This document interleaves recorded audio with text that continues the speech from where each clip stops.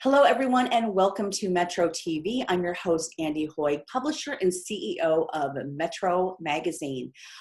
We have a great conversation with the Omaha Symphony today, talking about 2021. They're in the midst of their 100th anniversary, so we'll learn more about that and kind of what's happening in the year to come. And also, great conversation with my good friend, Mary Vandenack. She is an attorney, also a yoga and mindfulness instructor. So don't go away. We'll be right back.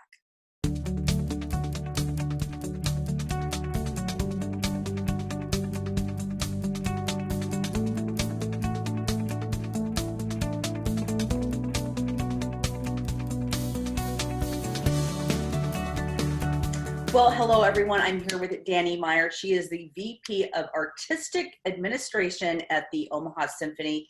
Danny, good to see you again. Nice to see you too, Andy. Thank you for having me. Yeah, you're welcome. It's been a while. And with that being said, I'm really excited. I get your emails and whatnot, but what is new at the Symphony? The Omaha Symphony. My gosh. So many things.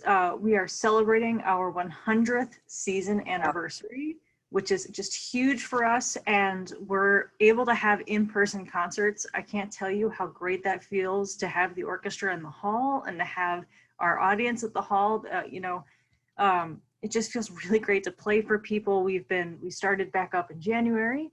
And not only are we celebrating our 100th and playing for people at the Holland, it's our music director, Maestro Thomas Wilkins. It's his final season with the symphony, and the preparation for our new music director, Maestro Ankush Kumar Bahel's first season next season. So we have like all the things happening at the same time. It's a really good time to be with the Omaha Symphony. Yeah, and I have to tell you, I remember talking about your 100th year like 3 years ago. And I can't remember if I was with you, but I was with a couple people from the Symphony sitting at Crane Coffee, and I mean, it seemed like it was so far away. And also, I mean, time feels very much like a social construct right now, I know, but we started preparation years ago. And so it feels very odd to be in the midst of it, to know that we actually, we are celebrating it. But it also feels really great to see some of our plans come to fruition. Yeah, because for sure, because I know, I mean, the plans definitely had to change last year. Just a little bit. So let's talk about that. So what, so you talked about a few things, let's look at over the next few months, what's going on? How can we be a part of this and contribute and enjoy? The great silver lining is that we are still celebrating with the people and the musicians that make us what we are. And that's Omaha. So we still get to play for our city, our community. And that to us is a huge celebration all on its own. But we're also inviting a lot of friends in, friends that are important to Maestro Wilkins, friends that are important to us. And those people are like Branford Marsalis, who's coming in June. Joshua Roman, Omaha's favorite cellist. Brian Stokes Mitchell is coming in May. He's going to sing with the orchestra. Pink Martini is coming back. I mean, these are like Omaha Symphony staples that just allow us to really feel like we're putting this great big bow on a year where we've had to be really innovative, but we've also been so proud to be that innovative, frankly. So it feels good to kind of bring these people together to not just celebrate us, but also to celebrate our maestro, to send him off in the right way. Right. So like, what's the last performance? His final performance with us will be with Branford Marsalis playing alto saxophone. So that is the second week of June. We are really stoked because Branford's going to be performing a concerto by John Williams. So if you know and love John Williams, his Star Wars soundtracks, Indiana Jones, he also wrote fantastic traditional, quote unquote, traditional classical music. And he wrote a bunch of concertos for people that he loved. And Branford happens to be one of them. Yeah. So you're allowing people into just to see it live. Yes. And is there also still that virtual component?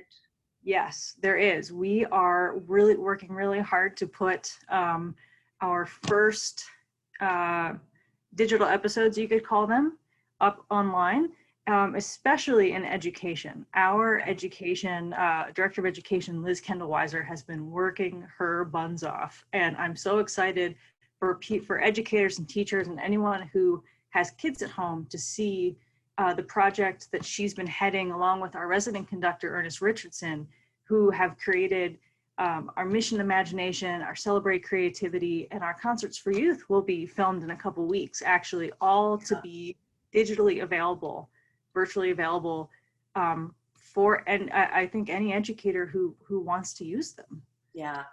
And I kind of see too, when you look at the chaos and the challenges of the pandemic and COVID-19, there are some things like creating these digital platforms and these virtual platforms that weren't there before and potentially, wouldn't have been created if it wasn't for this. And this to me will carry on for years and decades to come. I think another silver lining of this whole thing is that the Symphony has an incredible education program. Mm-hmm. We've always had an incredible education program. And now we've been kind of forced to make it virtual, to find a way of capturing it so it's not simply a live performance, but something that can last and be available for an extended period of time for educators and anyone with kids. And I kind of appreciate that we've had to take that tip. Yeah, we've had to do it because digital things are things that we've talked about as speculative in the past. And then the moment the pandemic began, it's like, all right, how do we do this? How do we do it right? Yeah. And how do we do it well? Yeah. And also I feel, you can reach so many more people. Yes. Yeah. Your reach, I think just,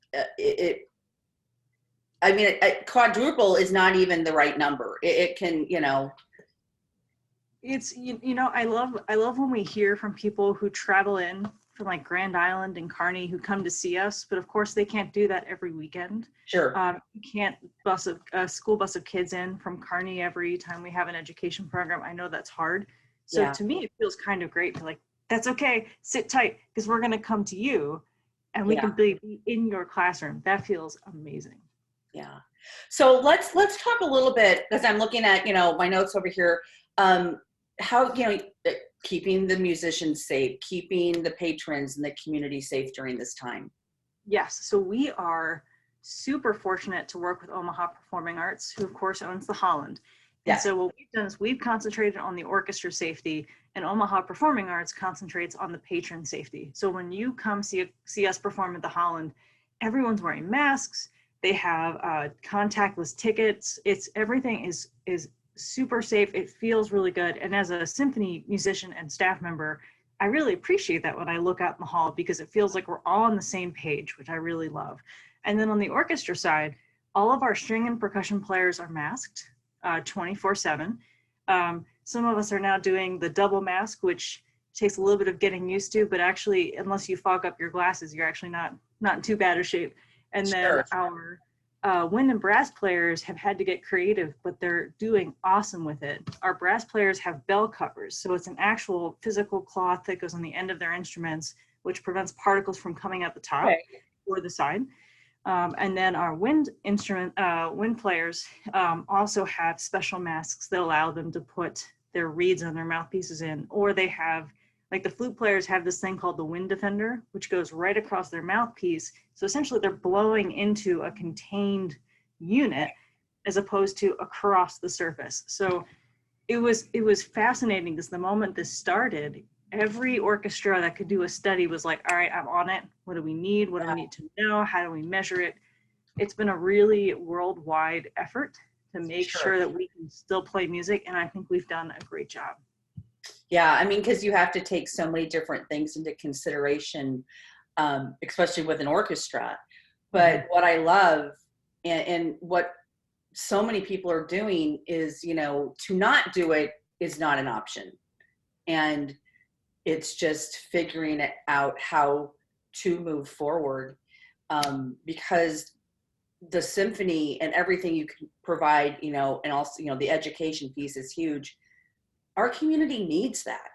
Mm-hmm. Not have it is just, I can't even imagine. So We can't either, and I can't tell you how grateful we are for our orchestra and our staff, because at no point did anyone say, I can't do it. It's too hard. Everyone instead said, okay, I got to look at this for a second, but I can figure this out. We can figure this out. It's been a tremendous team effort, and I think that's what has kept us playing since the fall. Frankly, we've done a great job of getting back in the hall and staying there. yeah. Okay, so we talked a little bit about the concerts coming up, but I just want to dive in a little. Like, so what's the next concert coming up? Let's talk about the next few concerts coming up. Okay, so this weekend, Valentine's Day, is our music director designate's first return back to Omaha as our designate. And so he's going to be conducting a program of Mendelssohn and Sibelius, which is so full of joy, hyper romantic music. It's lovely. And then the weekend after, we have Disney in concert around the world. So it's Disney clips from your favorite Disney movies. It's actual video on the big screen while the orchestra plays the scores underneath them. We have another returning conductor, an Omaha favorite, Stilian Kirov. He was here last doing a Masterworks, and he's technically taking what was a Jocelyn program and turning it into another Masterworks, but he's featuring Omaha's own Christy Zuniga on piano. And if you know piano in Omaha, you've heard Christy Zuniga. She's our principal pianist, and she's phenomenal. We have a couple chamber programs coming up down the pike. So our second one is early March, that's March 12th. It's going to feature Bach and Mozart and Martineau, and our concertmaster, Susanna Perry-Gilmore, and principal flute player, Maria Harding. And the last concert through March is Joshua Roman, our favorite cellist, is coming back to Omaha to play the Saint Saul. I think this is his 5th time in Omaha. We can't resist inviting him back. And are these available virtually? We are going to be capturing parts of each of these. Got it. Okay. Making them available eventually. But I will say there are still tickets available for all of them. Even though the hall, we're keeping it at 30% capacity to keep us as safe as possible. But look for tickets, because I bet there's still some left. You can come see us in person and experience it live. So when will you be announcing the season for next year? We are, the 2021-22 year. Yeah, we're working on that now. So we're hoping to have that announcement out later in the spring. Okay. Yeah. And I would love to reconnect with you back when that announcement's made, and we can really kind of dive into that and look at that as well. We're super excited because that's, of course, our new music director's first season out. So it's a big project of love for him. So what are some other exciting things on the horizon? I think we have one of the most exciting things we could bring to Omaha, and that's our Michael Daugherty Commission celebrating the city of Omaha and the Omaha Symphony. That's going to be on our final Masterworks concert of the year. Okay. And he wrote it. We commissioned him. So we said, we want you to write this. He worked with Maestro Wilkins. He came to Omaha. He spent a weekend traveling the city and like, he's been here before. He really likes it. He just wanted to remember and soak things up. And I'm super pumped. We've heard a what we call a MIDI recording. So it's an electronic recording of the composition, and it's unbelievable. It's going to highlight every member of our orchestra, and I can't wait to kind of sink our teeth into it so we can hear it live. Like learning this piece of music that's totally new to us, but that was designed for us. It's just such a neat, huge project. Super excited for that. And when is that? Tell me the date again on that. I believe that's June 11 and 12. Should be a Friday, Saturday in June. Yeah. Okay. All right. And we'll keep people posted. I mean, I would love to have an interview as that gets closer. So absolutely. Yeah. For so many people, if not all people, but so many people that love the arts and love what you do, how can we support you right now? If you're not comfortable coming to a concert yet, and that's okay, then keep an eye on us online. Keep checking back, because we're going to be releasing a lot of digital content really soon, and we want you to see what we're up to. And I think just keep supporting your local artists and your local musicians. Check in on us, see if there's a project you feel really strongly about that you'd like to donate. And just get really excited about next season, because we all feel like we can see the light at the end of the tunnel, and we're always excited to make music, but we're always excited to kind of look forward and see where the positives are. So the more we can all be on that together, I think the better. Well, Danny, your excitement and your energy is contagious, because regardless of what's going on, I mean, I can just feel the high vibrational energy just kind of pouring from you about everything going on at the Omaha Symphony. So I just want to thank you for joining me today. Thank you so much for having me. We feel very lucky to have our jobs and to make music, and it's great time to be in Omaha, great time to be part of the Omaha Symphony. All right. Well, wonderful. And I will definitely be checking in with you in the next month or two. So, awesome. Okay. Thank you. You're welcome. And we'll be right back.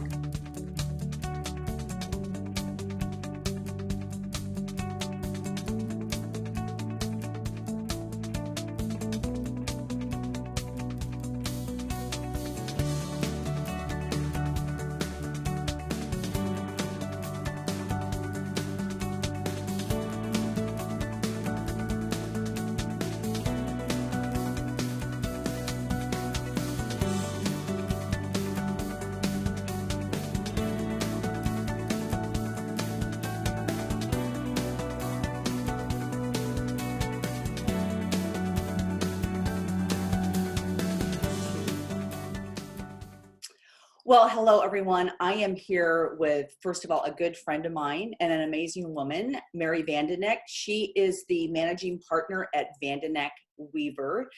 Mary, it's really good to see you this morning in this beautiful setting that you're in. It's awesome to see you. I like to use this setting. I think I've shared with you because throughout the pandemic, I'd get the comment that it was peaceful. And so I use it for, business meetings and other things kind of for that purpose.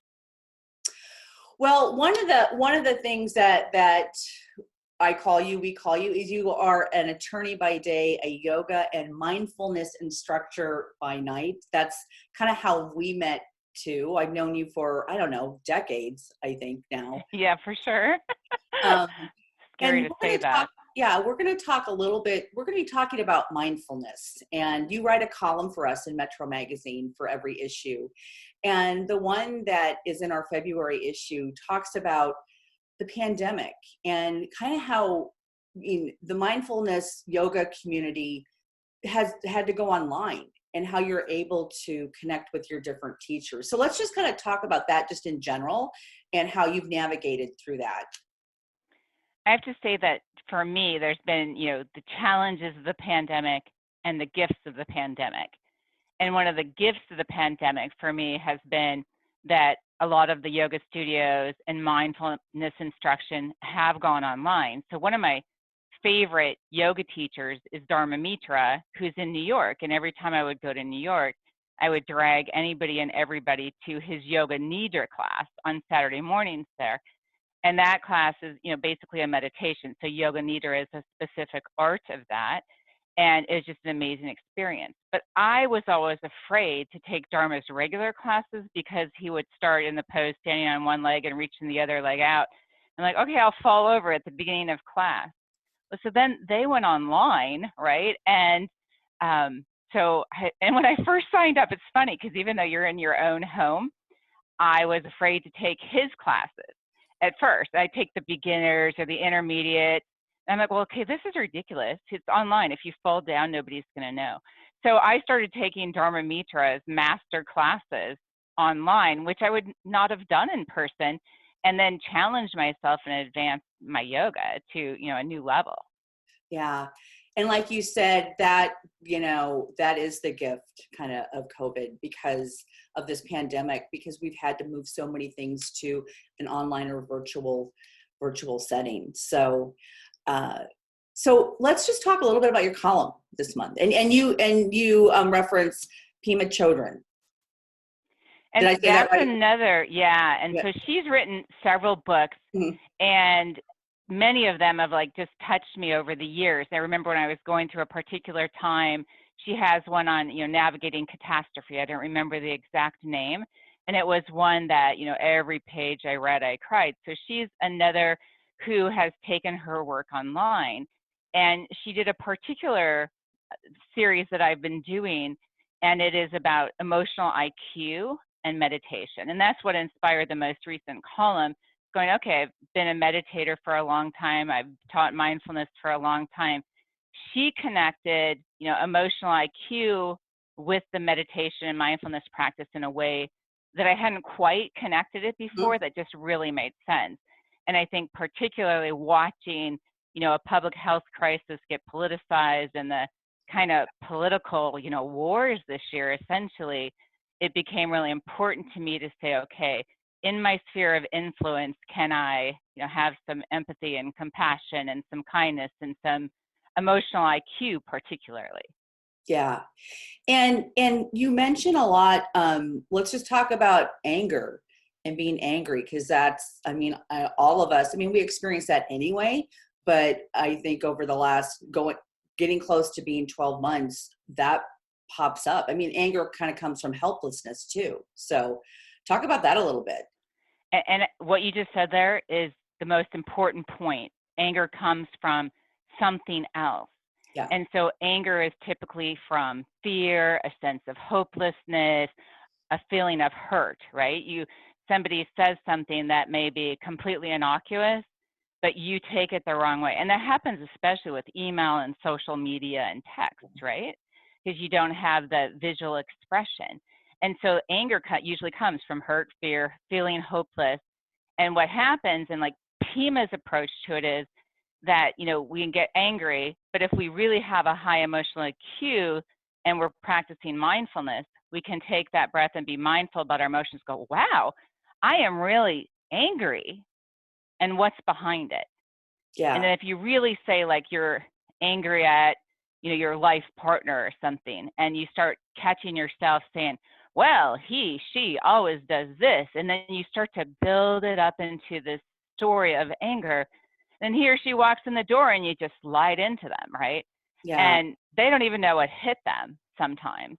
And so Pima's theory is if we kind of really become mindful and realize that a lot of times some of our behavior that harms relationships of any type or harms what's going on at work or just makes us feel miserable, right? If we're mindful about that, really become aware and listen to what we're telling ourselves. So I use a really simple example, I think, in there. It's like you drop your phone or you leave your phone at home. Like I've done that a few times. Got to drive back home, get my phone. And then by the time you get to work, you're like all worked up about it. And then that carries into your day. And instead of like, darn, I left my phone. Yeah. Well, I can't believe we're like almost out of time. That was a really a great filled conversation. So people can connect with you. By email is the best way. So I'm at mvandenack@VWATTYS.com. And I always love chatting or connecting with, on any issue. Sure. So, well, Mary, thank you so much for joining me today. And again, Mary writes a column in Metro Magazine for every issue. So thank you. And folks, we will be right back. Thank you for joining me today. Learn more about Metro Magazine. Keep up to date on local events. Go to spiritofomaha.com. Follow us on Facebook, Metro Magazine, all one word. You can find me on Facebook, Andy, A-N-D-E-E, Hoig. And we will see you back here next week. Have a great, healthy, safe week.